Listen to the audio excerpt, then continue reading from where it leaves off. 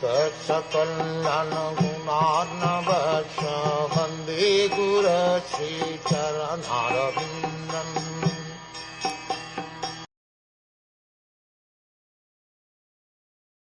When Dhruv Maharaj was attempting to get on the transcendental plane, he saw death personified approach him. Not caring for death, however, he took advantage of the opportunity to put his feet on the head of death, and thus he got up on the airplane, which was as big as a house.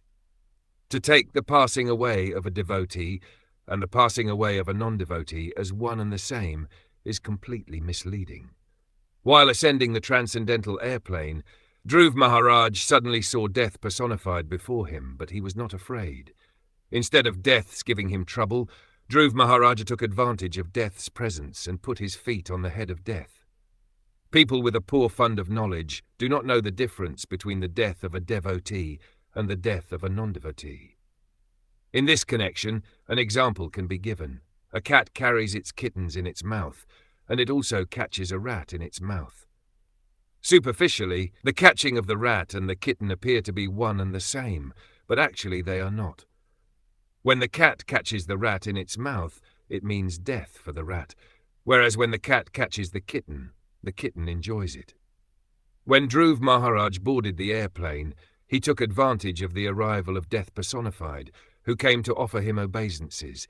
Putting his feet on the head of death, he got up on the unique airplane, which is described here to be as big as a house. There are many other similar instances in Bhagavat literature. It is stated that when Kadam Muni created an airplane to carry his wife, Devhuti, all over the universe, the airplane was like a big city, carrying many houses, lakes and gardens. Modern scientists have manufactured big airplanes, but they are packed with passengers who experience all sorts of discomforts while riding in them. Material scientists are not even perfect in manufacturing a material airplane.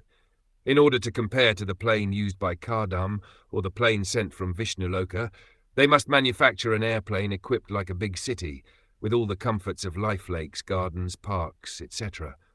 Their plane must be able to fly in outer space and hover and visit all other planets. If they invent such a plane, they will not have to make different space stations for fuel to travel into outer space.